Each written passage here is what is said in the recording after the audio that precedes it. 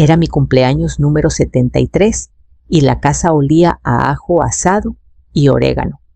Había preparado la mesa con el mantel bordado que mi madre me regaló en su última Navidad.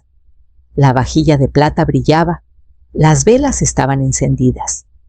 Todo parecía suave bajo la luz dorada de Valle de Guadalupe, incluso las arrugas de mis manos mientras ajustaba los tenedores.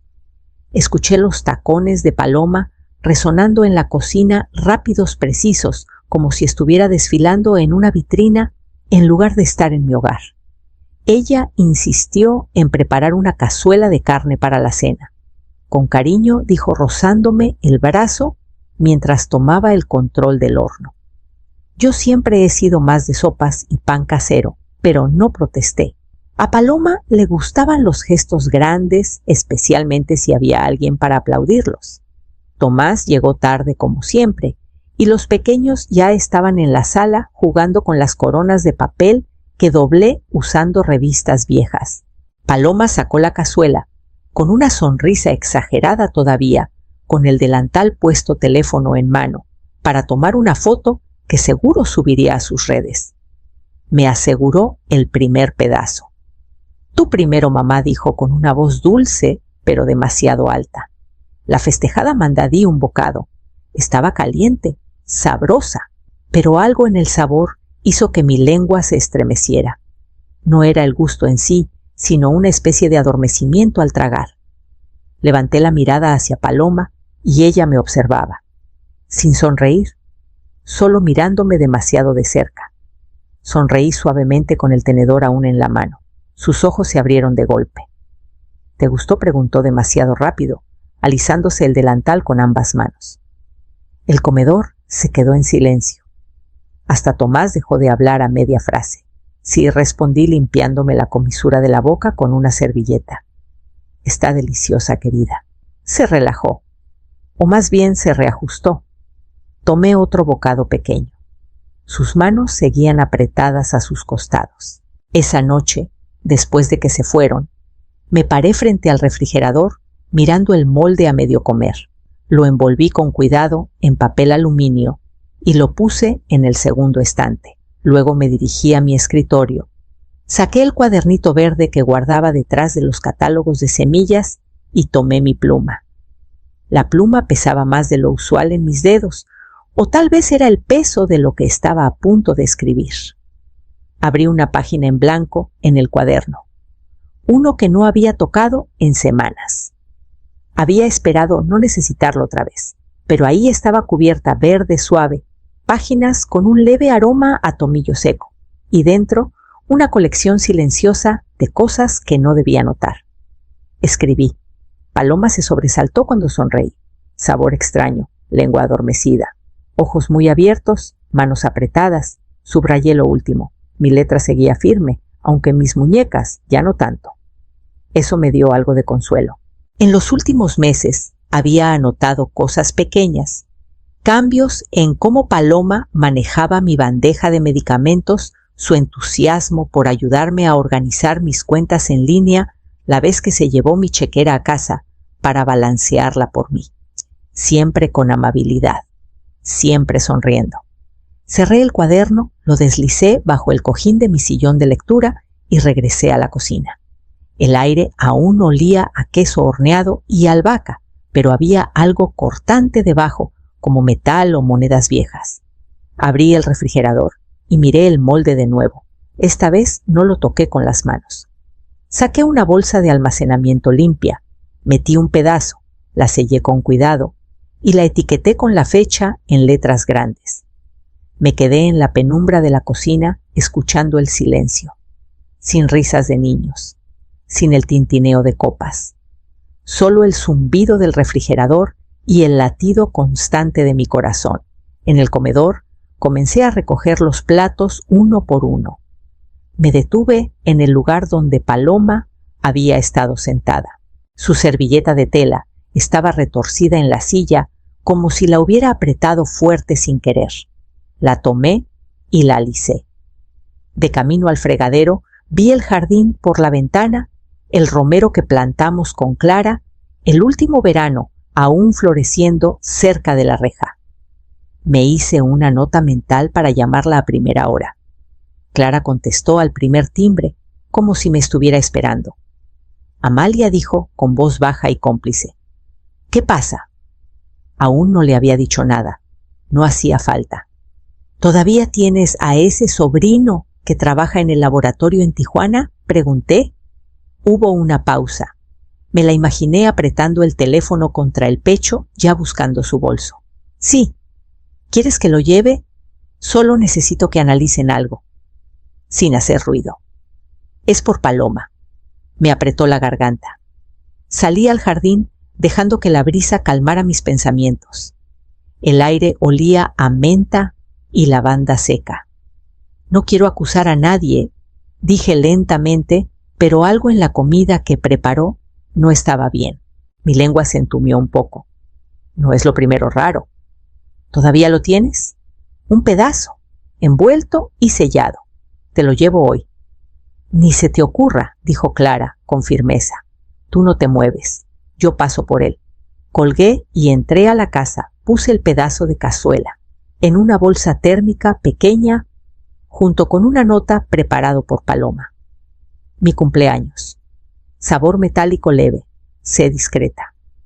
La metí en la canasta, junto a la puerta, la que tiene los sobres de semillas y guantes de repuesto, y esperé.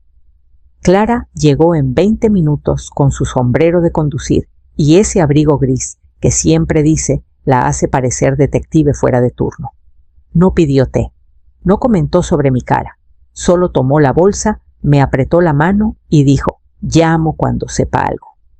Tras su partida, me senté en el solario con el cuaderno en el regazo, los dedos tamborileando en la cubierta. Mi jardín parecía tranquilo sin cambios, pero algo en mí había cambiado. Sentí como si hubiera salido del camino familiar que recorrí por décadas y ahora estuviera al borde de algo oscuro, silencioso y expectante. Me quedé ahí hasta que el sol se hundió tras las colinas. Y entonces tomé el teléfono de nuevo. Esta vez marqué a Paloma. No ensayé lo que diría. No lo necesitaba. El teléfono sonó 2 veces antes de que Paloma contestara. Su voz era demasiado brillante. «Hola mamá, ¿todo bien?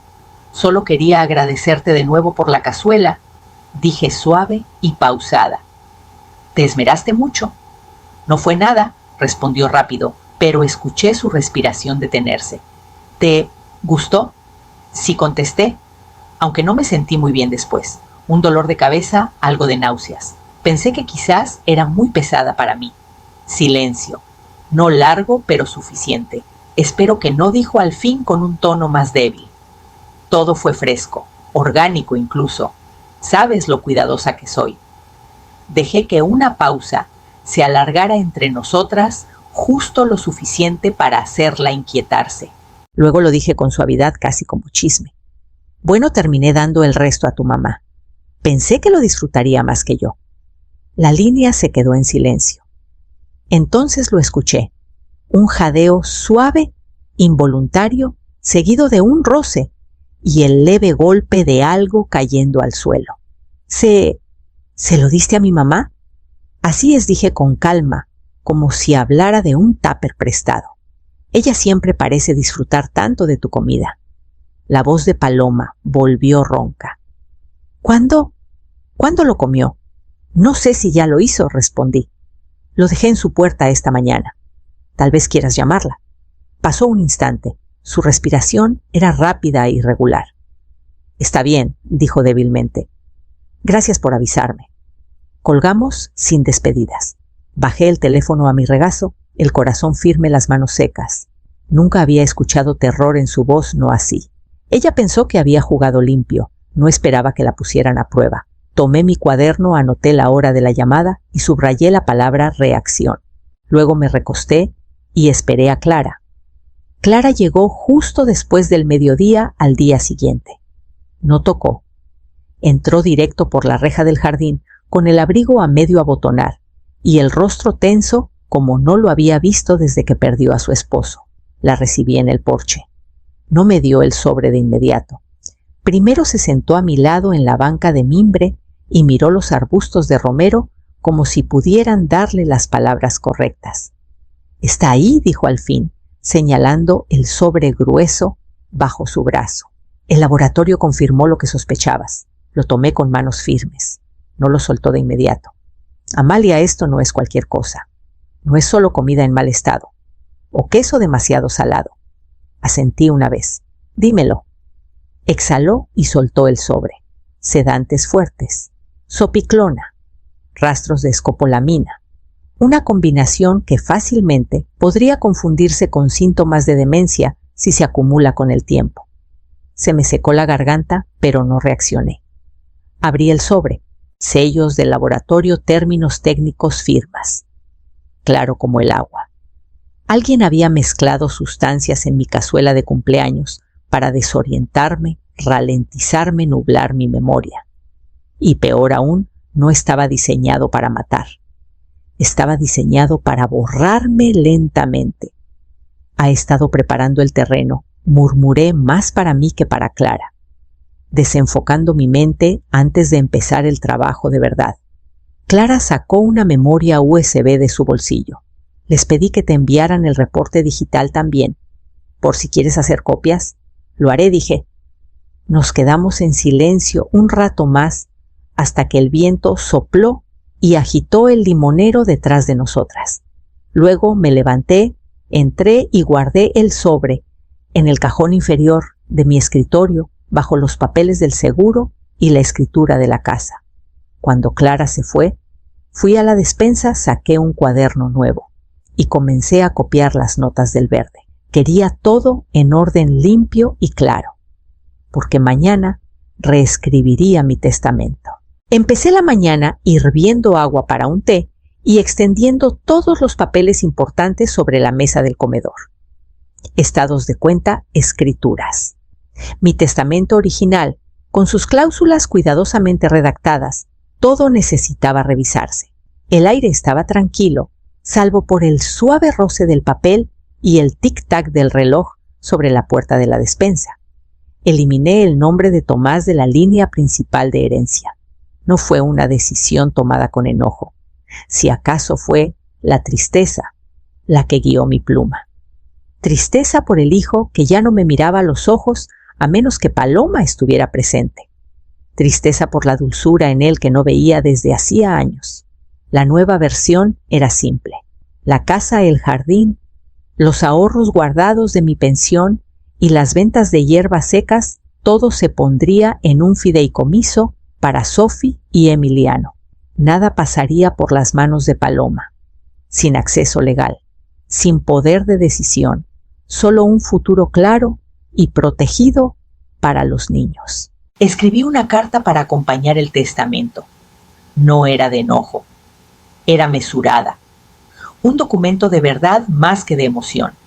Expliqué que no se trataba de castigar, sino de proteger. Hice copias. Una sellada para mi abogado, otra para la caja de seguridad, otra para el oficial Ramírez, por si llegaba el momento. La última la puse en un sobre manila y escribí, para Tomás en la portada con mi letra más cuidada. Antes de guardar todo, regresé a la cocina, donde el molde de cazuela seguía en el estante inferior del refrigerador. Lo saqué, lo embolsé doblemente y lo puse en el congelador. Ya no era evidencia que necesitaba. Era un recordatorio. Mientras lavaba mis manos, miré por la ventana hacia el jardín. La lavanda comenzaba a florecer otra vez terca, fragante, segura. Y esa tarde, cuando el sol se inclinó hacia el oeste, llamé a Tomás y le pregunté si quería pasar a tomar un té. Solo nosotros dos. Tomás llegó justo después de las 3. Estacionó al final del camino de grava, en lugar de entrar al patio como solía hacer.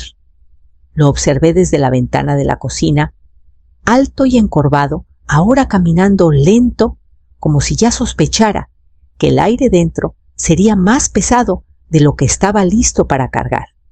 Me abrazó flojo, un toque rápido en el hombro, más que un abrazo.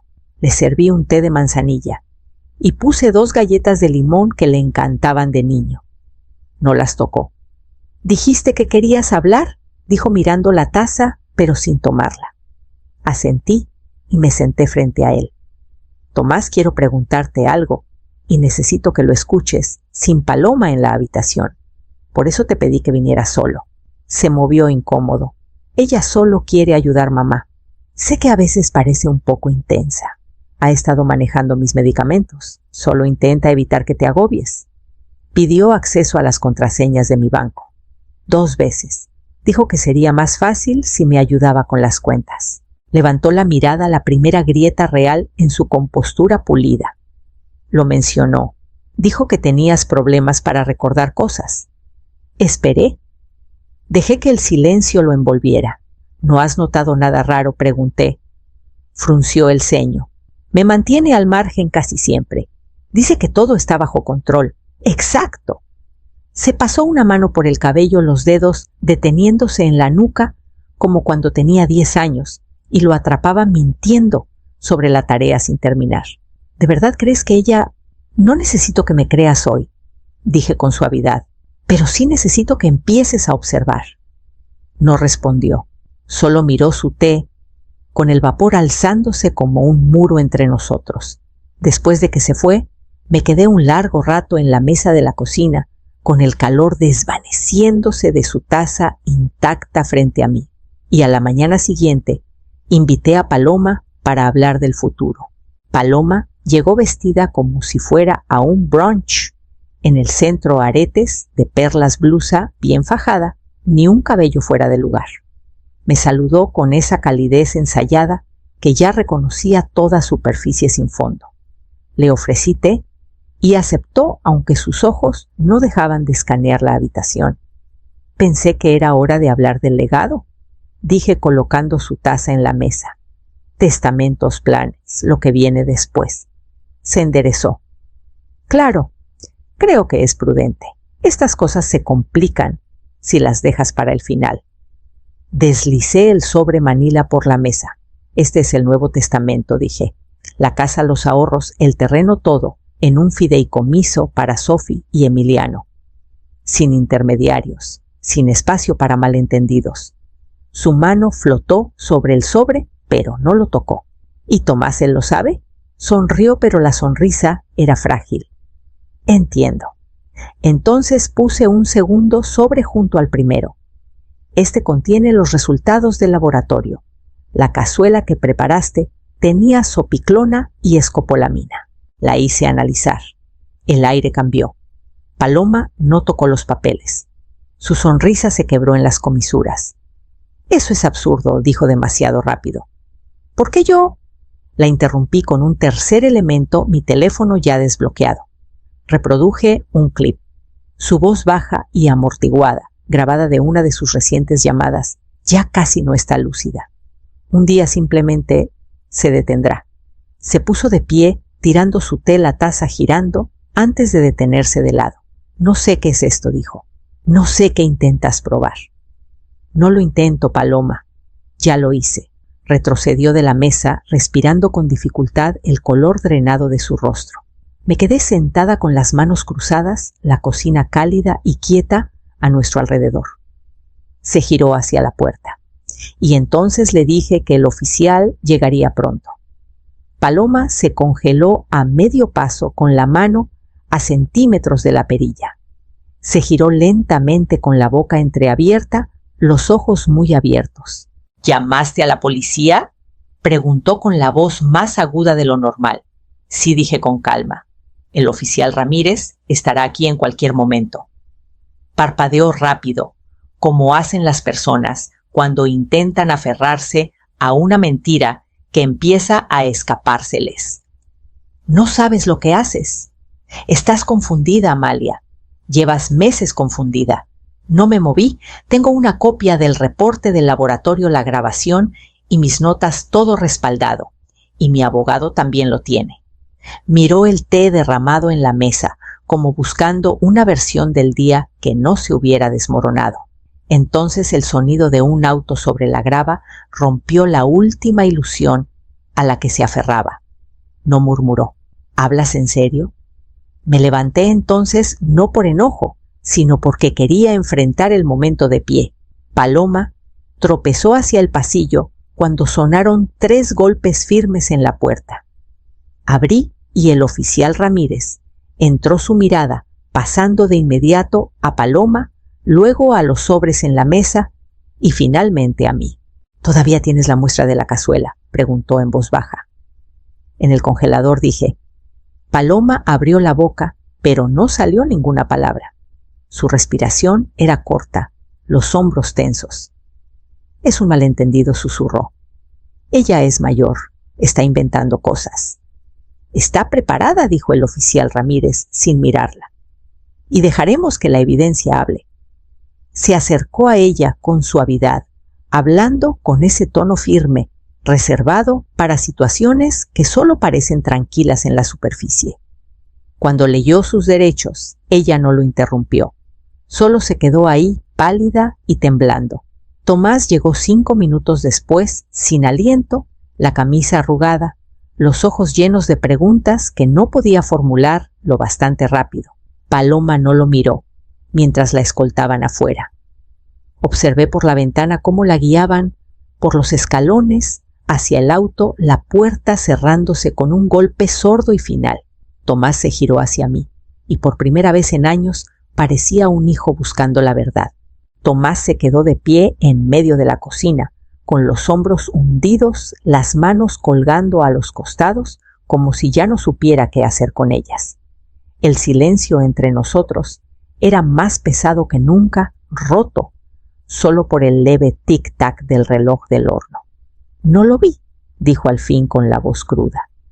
Dios, mamá, no quise verlo. Asentí no para consolarlo, sino para reconocer lo que ambos ya sabíamos. Ella se esforzó para que no lo vieras. Se dejó caer en la silla frente a mí, la misma que Paloma casi tira horas antes. Sus ojos estaban húmedos. No me apresuré a consolarlo. En cambio, le serví una taza de té con el vapor subiendo lento, paciente y cálido. Debí haber preguntado. Debí haber notado, dijo mirando las vetas de la mesa, como si tuvieran las respuestas. Todavía puedes empezar, dije con suavidad. Por Sophie, por Emiliano. Ellos te necesitan ahora. Asintió lentamente. Nos quedamos así un rato, sin necesidad de decir más. Afuera escuchaba el leve sonido de mis nietos, persiguiéndose por el sendero entre los limoneros, sus risas como un bálsamo contra todo lo que había pasado antes. Más tarde, salí al jardín con ellos. Emiliano me dio un diente de león torcido. Sophie rodeó mi cintura con sus brazos y apoyó su mejilla en mi delantal. Los abracé a ambos con las rodillas adoloridas pero la espalda firme. Cuando el sol comenzó a esconderse tras las colinas, volví adentro y abrí mi cuaderno una última vez. El verde, el que guardaba todas las advertencias que alguna vez susurré solo para mí. Deslicé una cinta entre sus últimas páginas, cerré la cubierta y lo puse en el estante sobre la chimenea. Ya no era un registro de miedo. Era la prueba de que había prestado atención, y esa noche, con la casa en calma y el cielo tornándose lavanda, me senté a escribir una nueva entrada en el cuaderno fresco que había comenzado esa misma mañana.